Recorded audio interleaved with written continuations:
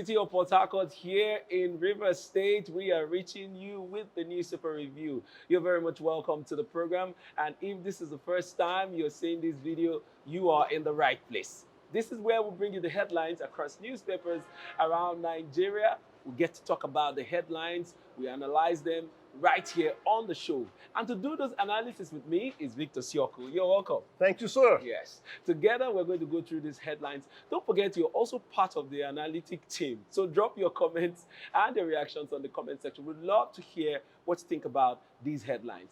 But we're not going to waste time. Let's go and see what the last 24 hours has looked like as regards news around Nigeria. And we'll begin with this day newspaper for today, the 24th day in the month of May, 2023. My name is Williams Abule. Well, the headlines on this day, it says here, 28 years after pulling out, NNPC resumes crude oil drilling campaign in Chad Basin. Buhari, Kyari, Komalafe, others upbeat about hitting oil soon. 943 million barrels in initial yield expected. That's a huge expectation. You'll find that story on page 40 of this day newspaper. Other headlines here says, CBN revokes operating license of 183 MFBs, PMBs. Page 40 is where you get details of that story. We're moving on to the main headline here. It says, Buhari, my government invested in infrastructure for economic growth, prosperity, defends his administration's high debt profile, insists borrowed funds are tied to visible projects, inaugurates second Niger bridge, 2 others road project, names federal secretariat Yenagua after ex-president Goodluck Jonathan, Southeast governors shower encomiums on president for unveiling bridge.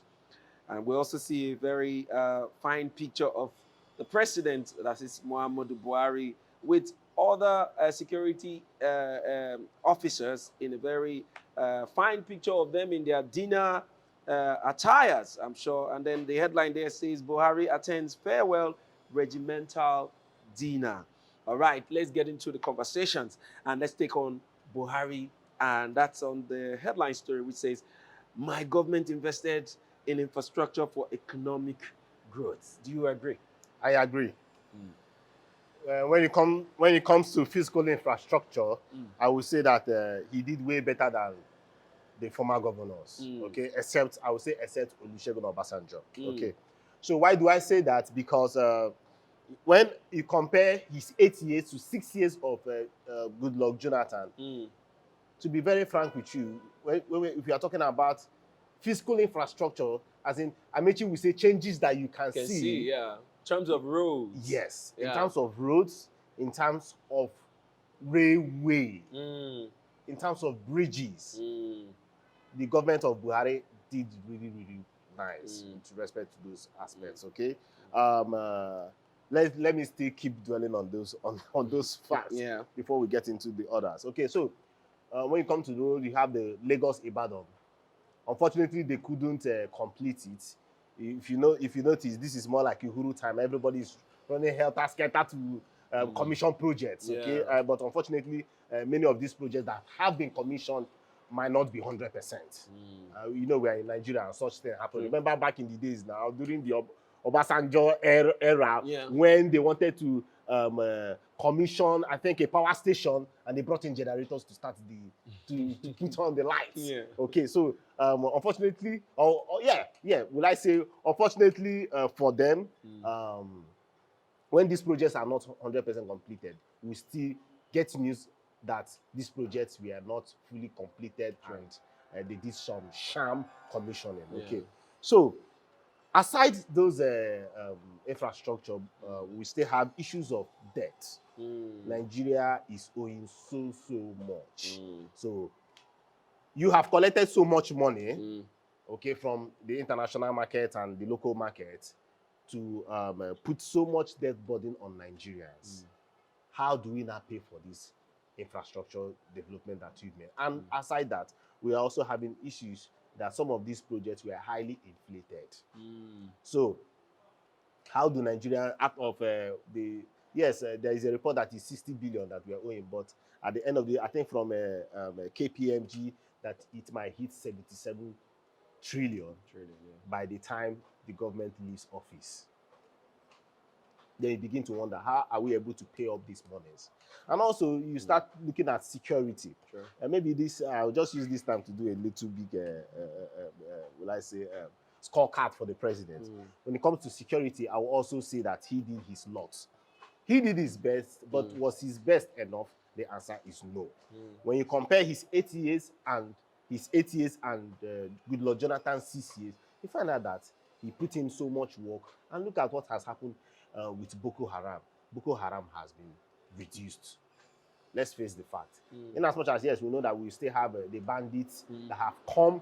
Before now, we were not having so much of bandits in north central Nigeria, and you can see what is happening in Benue.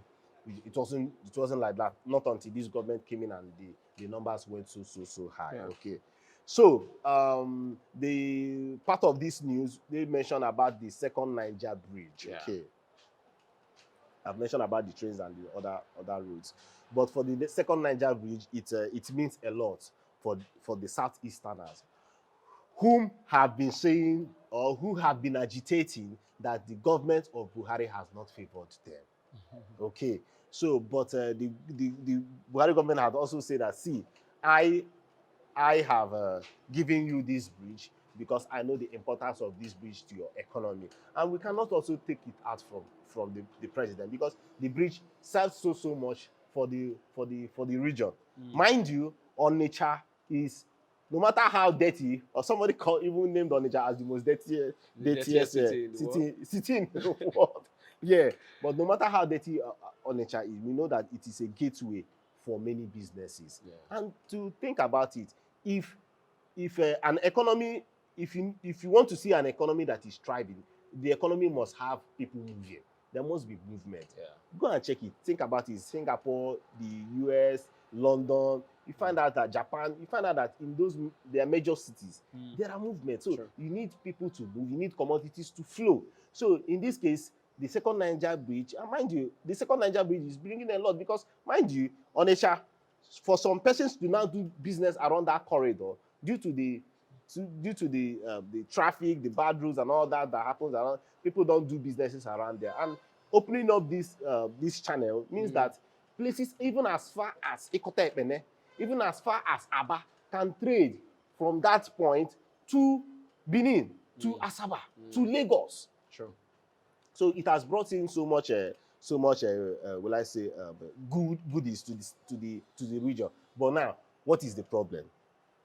The problem right now is that the name being given to the second Niger bridge is an issue. Calling the name after the president. So it is now Muhammadu Buhari second Niger bridge. So it has caused some kind of friction in the region. Okay, what happened? How did the name come about? The governors came together and said that they want to name this road, name this second Niger bridge after the president. But the people out there are saying, this same president that refused to work with our people, in his cabinet, you can count how many evils that are with his cabinet, even in terms of sharing of projects that the Southeast have been neglected so much. Now, are the governors the ones to pick the names for that bridge? Are the governors that are saying that they are the ones going to make, that the ones that brought out this thing, did they even come back home to consult their people? So yeah, but it is what it is. Okay, go on. It is what it is. But personally, I'm not even after the name. Yes, I know that Buhari wants to immortalize his name. Look at what is happening this few the ending of his regime, and you find out that how he has been working so hard, relentlessly, just trying to also get his name in order before he leaves office. Yes, and then we must commend him. He has his gains and he has his fails. We know that, yes, this administration has not done 100%. They have done their bit. We're waiting and having so much expectation for the next administration to pick up from where they are going to, stop, and then carry on and do better, And we're hoping that little by little we begin to piece the pieces together and make sense out of our country. As for the bridge in Onitsha, well, I think it's a very great achievement. We don't see a lot of abandoned projects from this administration. They've been so far been very, very good. If I don't know anything, at least I must commend them for fixing the Port Harcourt Owerri road. At least one can drive to Owerri in record time now, because that road was something else, but they've been able to fix that. So these are some of those little projects that they were able to achieve infrastructurally and all of that. So kudos to Buhari's government. We have a lot to criticize about this government, but yes, let's also celebrate the little wins from and little gains from this government. All right, good luck to them. They're just barely 6 days away from leaving the office, and everybody is on their toes trying to see how this transition will run smoothly. We also hear that security agencies have started raids, of little criminal hideouts to fish out criminals that might possibly cause any kind of disruption during the swearing-in ceremony. So a lot is going on. We also saw the report about the U.S. convoy sending, U.S. government sending a delegation down to Nigeria. But we're going to see that as we carry on with the headlines. Well, all right, thank you very much for your analysis. But let's go on to our next paper for today, and that will be The Guardian for today, the 24th day in the month of May, 2023. On The Guardian newspaper here, we have as headline, Buhari's fragile pieces, governance sans rule of law. Page 2 is where you will get details of that story. We also see, as the main headline here, it says, division over oil search in North as NNPC returns to Lake Chad. Page 6 is where details of that story is.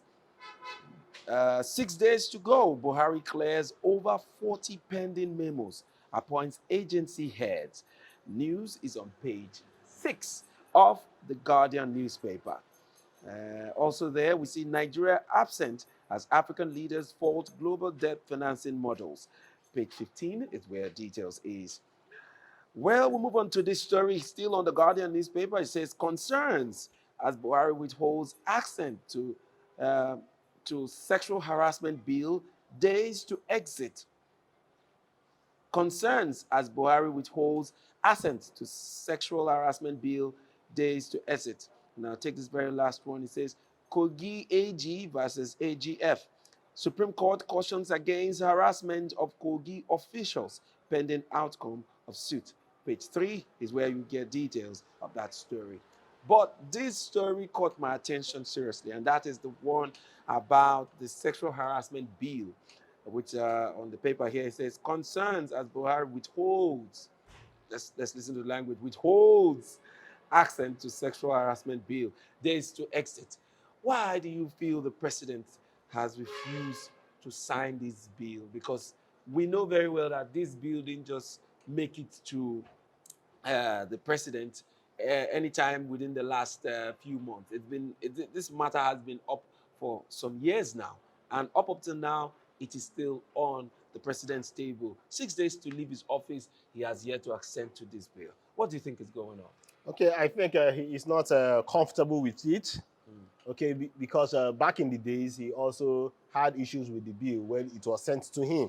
Okay, and back then it was about having a clause whereby a teacher will not will not be in a relationship with a student.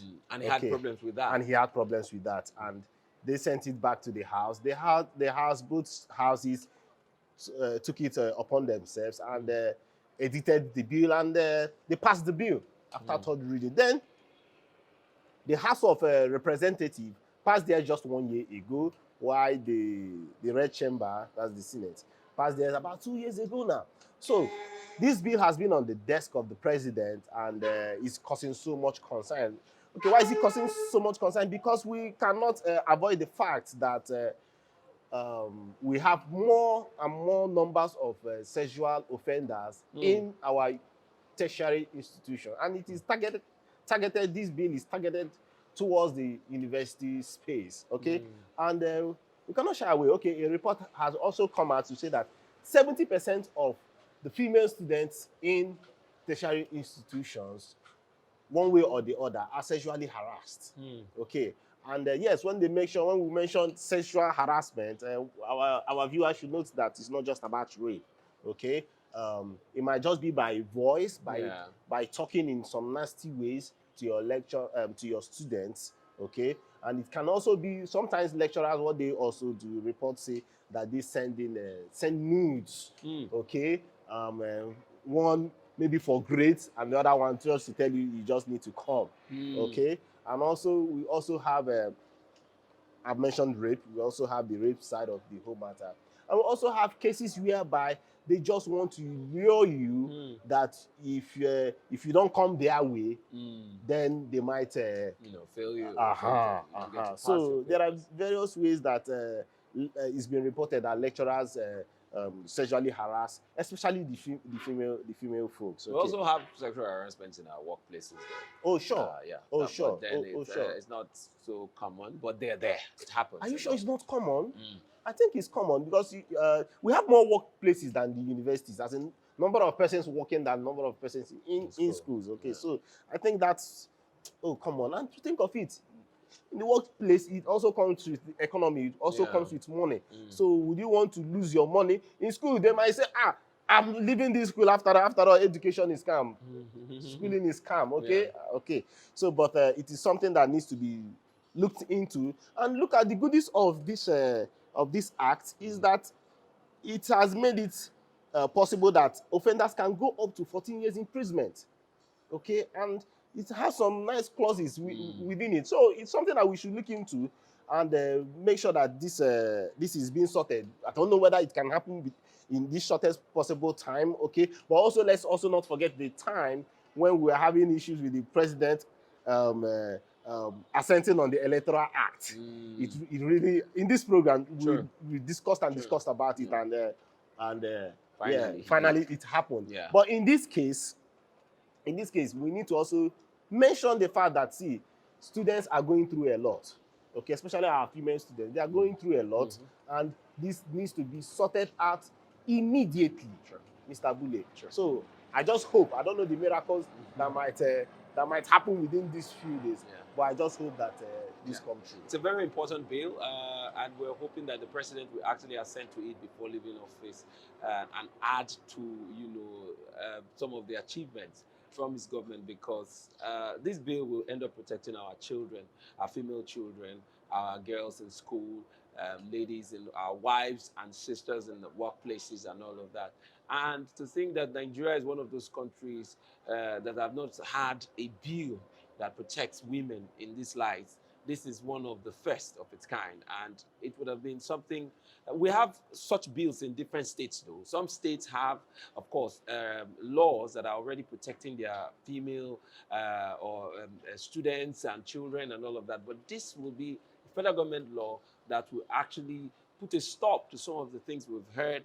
Remember the documentary about the documentary from BBCI about sex for grades and all of that. So those are some of the revelations that has come to the fore as regards the underworld of sexual harassment for both students and people in their workplaces. So yes, it would have been, for me, I think it would be a great achievement for the Buhari government to have accented today. So 6 days to go, short, but yes, also a possibility for them to do it. So we're hoping that they do it. Also, I want to think that the Senate can also veto this bill. So what are they waiting for?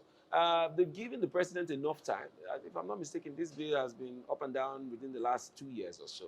So 2 years is enough time for you to say, okay, since the president don't want to assent to this, and it has passed both the readings in both houses, the House of Reps and that of the Senate, can we veto this bill and bring it into law? So we are waiting to see what will happen. If it doesn't happen in this administration, we hope that this will be some of the first things that the 10th Assembly will attend to, because we really need such bills to come to light. Okay, lastly, we already know it's no longer secret that this 9th Assembly is a rubber-stamped assembly. They don't have that vigor, they don't have the push, they don't want to confront the president. It's right now that everybody wants to go in peace. Okay, unlike the 4th Assembly back in the days that the NDDC Act, if not for the the then assembly, the fourth assembly, that vetoed that, told that Obasanjo that, see, this must happen, and they vetoed it. They went all against, and they made sure that that act come into place. And we in the Niger Delta, at least, yes, not every act is being implemented, but at least we have been able to benefit from some of the, the goodies of the NDDC. All right, I want to thank you so much. We're still doing the newspaper review here on Tab TV. If you're just joining us, don't forget you can also be a part of this by dropping your comments and your reactions on the comment section. And also do well to subscribe to this channel by clicking on the subscribe button, and also turn on your notification, because that's how you will get notified when next we come up with another episode of this program. We're going to take a short break right now, but don't go anywhere. We'll be right back in a short while. Hey there! Are you looking to record your videos, do your voiceovers, and take your professional pictures? Look no further. With our state-of-the-art newsroom, photography, kitchen for our food content creators, and exclusive children's studio, we certainly can deliver the best studio experience. Our carefully designed studio space can bring your diverse creative content ideas to life. We aim to consistently serve value to our customers far and wide. Come, let Tharv Media give life to your dreams. Tharv Media, a slice of infotainment. You're welcome back from that very short break. We're still here on the program. Let's see what the headlines on our last paper for today would look like, and that will be the Nigerian Tribune for today, the 24th day in the month of May. And on the Nigerian Tribune here, quite a lot of headlines, but we're just going to take a few as quickly as we can. Presidential election petition court merges APM, Atiku, Obi's petitions. You find that story on page 2. Fixes May 30 to commence hearing. Also, we see here Nigerian students' orders can no longer take family to UK from January. We find that story on page 3 of the Nigerian Tribune. A lot of Nigerians will be very worried about this very headline, but we'll come back to it. Let's see what other headlines are saying here. National Assembly presiding officers, horse trading may accommodate North Central. Endorsement not enough. Adamu cautions Abbas. Lawan denies contesting for Senate presidency. You find story on page 2 of the Nigerian Tribune. Now, over to the main headline here on the Nigerian Tribune. It says, why I closed borders, banned rice importation. Buhari says only God can effectively guard Lake Chad to Benin border, which is 1,600 kilometers. Explains why he chose women as ministers of finance. I said, if anybody forces me, I have a good relationship with my neighbors. Niger people will defend me, he restates. Inaugurates second Niger bridge. Southeast governors name it after him. We also see his headline here, Shehu Kuti released on bail. Oh, finally. He's out on bail. I hope he has learned his lessons. Yes. I hope he has learned his lessons. Yes. Not just him. I hope other people that saw that very annoying act from Shehu Kuti, I hope they have learned their lessons. We also are looking at the police, how they handled, the young man. Hope they didn't break any law in trying to handle this matter. But so far, he has been released on bail. The matter is still being investigated. So let's carry on with other headlines here. We see here, prepare for pandemic worse than COVID-19, WHO warns. Page 13 is where you get details of that story. We also see 14.3 million Nigerians ages 15 and 64 engage in drug abuse. NDLEA is speaking. You find story on page 4 of the Nigerian Tribune. And lastly, Ekiti Airport to begin operation in October. Page 13 is where you find story on the Nigerian Tribune. So let's go back to the story of Nigerian students' orders can no longer take family to UK from January. Last time we spoke about, this being brought to the floor of the House in the UK, and now it is now a law. Nigerians can no longer go, if you're going for studies, you can no longer carry your wife, your children, everybody, and go at once, except on very, very rare cases where they will have to look into it and then give approval. What do you think of this? So it's looking like the UK, they are against Nigerians. That's what people are seeing it like, okay? But I want to make this correction, okay? This is not just about Nigeria. If you look from the ranks of nations in the UK that immigrate to the UK, you find out that Nigeria might be around third or fourth. You have Indians, you have Pakistanis, okay? So by the time you start even having Nigerians. So yeah, what has happened, like I said the other time, it will reduce their cash flow. No two ways about that. True. Many Nigerians, many Nigerians, if not 50% of Nigerians that have in recent times, within the last 3 years, that traveled to the UK for study, made that trip because they want to settle with their family. They're relocating. Okay, they are relocating. So in this case, other options. Okay, some person will be looking out for other European countries. You have the Netherlands, you have Denmark, you have Sweden, there's Germany, there's you have Austria. Germany. Oh, you have Australia, and Nigeria. We like anywhere one person they go want to dive in there, just like what is happening in Canada right now. True, we still have Canada. And then also, Canada is still open to receiving immigrants. So that's a very big option for Nigerians to say, okay, so the UK government, you no longer want to accept me and my family. I don't want to come alone. For your information, I'm relocating. So let me relocate to where they'll be welcoming me with open arms. After my studies, I could get jobs and settle in with my family. So yes, those are really possible options on the ground. So, it's unfortunate that Nigerians are leaving their home. It is said that the economy and living conditions in Nigeria has increasingly gotten worse over the years. Yes. And Nigerians are looking for places where, their voices can be heard, places where they can fully express themselves, places where they can survive. And, Nigerians that are still here in Nigeria right now are, regarded to be very strong people, because it only takes the strongest of them all to survive here in this very harsh economic conditions here and there. Little or no jobs at all. Even when you want to start businesses, businesses will face the harshest conditions, economic conditions, in terms of taxes, in terms of government policies, before you can even raise your head and say, okay, now I have a business. Even in terms of working, the remunerations are never equal to what you deliver as as work. So it's a very tough call, and what are they calling it? Inflation rate in Nigeria has gone so high. So if you're earning 200,000 naira before, and 200,000 naira could do a lot for you today, 200,000 naira might just be able to pay your child's school fees alone. And so what then happens to all the other demands around you? So that's how bad it has been. It has risen so high, up to 22%, if I'm right. You want to add? Yes, a bit of deviation as you started talking about the economy. I just remember something.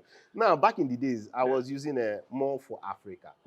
Okay, it's a company that you can buy something from Nigeria, you can buy something in the UK or buy in the US. The company was more like the intermediary, that's the center or the middle persons that help you purchase something, then they bring it down to Nigeria for you. My brother, my sister, woman, that company has folded. Why did it fold? People were not patronizing them any longer. Why? Exchange rate went overboard. Yeah. Too much.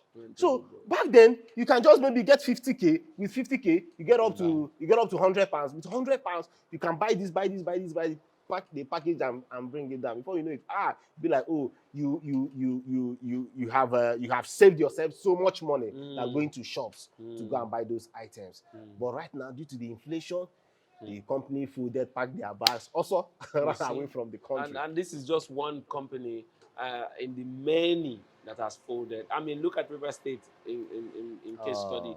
We know the amount of companies that have relocated, not maybe from here to Lagos. It's not that Lagos is any better, but it looks as though they have a more enabling economic environment for people. But then they are still in Nigeria, where the inflation rate every day, you can wake up today and your 100 naira can no longer buy you water, pure water bag, and all of that. So you see, that's how bad the system here has turned. That's why most Nigerians now try to sort for better living conditions in these countries. via the means of international studies and all of that. Yeah, some of them really go for their studies and come back, Sure. but the bulk of Nigerians moving are really going for their studies to relocate. That brings me to a trending story about Tiamiu, a Nigerian blogger that revealed this in a BBC interview, and then Nigerians are all over reacting in different ways. How would you say that of us? You're trying to put us in a bad light. But in reality, that's what's going on. And we will not blame any Nigerian that is trying to relocate. Both doctors that are professionals here in Nigeria are looking for every means to get out of Nigeria because Nigerian government has refused to recognize their value. And so they are seeking for employment in countries that will value their effort, value their services, value what they bring to the table. So you can see how harsh things have been. And this law of Nigerians not being able to move with their families is going to cause a lot of, I don't know, is it slow motion to the way they, I don't know if it's going to stop them. It won't stop Nigerians from moving. No. They will always devise other means of moving. Yeah, but then it's going to, of course, slow them down. Yes. But okay, you also mentioned about Nigerian workers moving in. Do you know there is an instance where a medical doctor had to just leave, not just so that he will go to the UK to practice medicine, just to leave and just go and start another career. He tried with their exams and all that. It wasn't forthcoming. He just made that trip. Yeah. Did a master, just went for another, just from there and just started a new career altogether, just because of, like we say, it's unfortunate that Nigerians will work so hard at the end of the day. There's nothing to show for it. But if you're also looking from the political space, these guys they want the best for their country. Sure. At the end of the day, you can't help them. They've done their plotting, they've done their analysis, and they find out that, see, if we block this place, it will help us, okay? And also, mind you, their election is also coming very close. The conservative wants to make something, wants to show a good face, okay, to their voters, because immigration is a very big, point, okay, in their politics. Just like here, our decider is either your ethnicity or religion. But down there, immigration issues means a lot to them. So you need to show them that you are about their good when you bring in immigration policies like this. In as well, yeah, some persons are throwing stones at the Indian PM, okay, but please let me add Indian British PM, but if you go back, for him to also make this push, he has reason that CEO, he needs to keep his party afloat. Party comes first, so he needs to do that for the conservatives. And that should also, make it clear to us that when Sunak leaves office, the next prime minister may come and change this rule. So everybody should just tighten their belt at this time and do what is required and begin to understand that from January next year, if you have not applied for your admission to move with your family, you may have to review all of that and then make plans for yourself. And then it's going to put some persons under pressure, especially people that are going for this September. True. Oh my God, it will put them under pressure. Yes, because if the plans to move with family was not there, you will begin to think, you should have not going to shall move at once now, and then forget it from next year. But then that's where we're going to draw the curtain for today on the Newspaper Review. I want to thank you so much for staying right here on the program with us. Thank you, Victor, for all your wonderful analysis. And don't forget to drop your comments and your reactions on the comment section here on the Newspaper Review. Until next time, we'll come your way again. My name is William Sabule, and this has been the review on TAP TV.